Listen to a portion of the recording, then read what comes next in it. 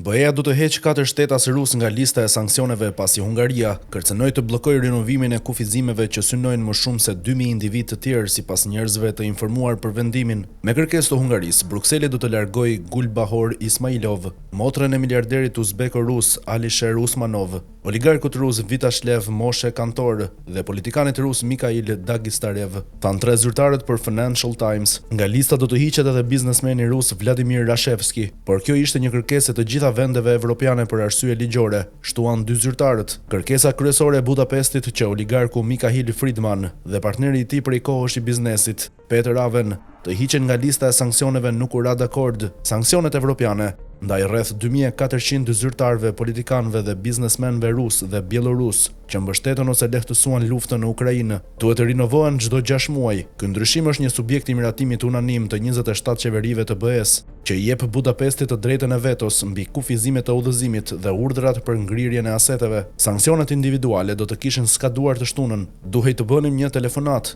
dhe në fund 2000 njerëz vlen më shumë për kryeqytetet e tjera se 3, tha një nga zyrtarët. Suksesi i Hungarisë, shteti antar më pro-rus i BE-s, në heqjen e njerëzve nga lista ka ngritur frikën e madhe midis vendeve të tjera se Budapesti do të bllokojë rikthimin e sanksioneve ekonomike kundër Rusisë në korrik. Këto masa përfshin mekanizmin që siguron që qindra miliarda asete sovrane ruse të imobilizohen në Evropë. Zëdhënësja e Komisionit Evropian Anita Hyper tha pas miratimit se kuadri i saj i sanksioneve po minon aftësinë e Moskës për të bërë luftë. Hyper tha gjithashtu se ajo nuk mund të komentonte pas rasteve individuale, por ne kemi pothuajse 2400 emra, që është një numër shumë i fortë. Vëllai i Ismailovës, Usmanov, një miliarder uzbeko-rus, i cili bëri pasurinë e tij me Gazprom në vitet 1990, ndërtoi një nga zotërimet më të mëdha të minierave, industrisë dhe telekomit në Rusi. Kantor, një aksioner i madh në Akron, dhe Rashevski, i cili dikur drejtonte Euroshem, janë manjat të plerave. Dekterev u emërua ministër i sportit nga presidenti rus Vladimir Putin vitin e kaluar, pas një periudhe si guvernator i rajonit të Khabarovsk,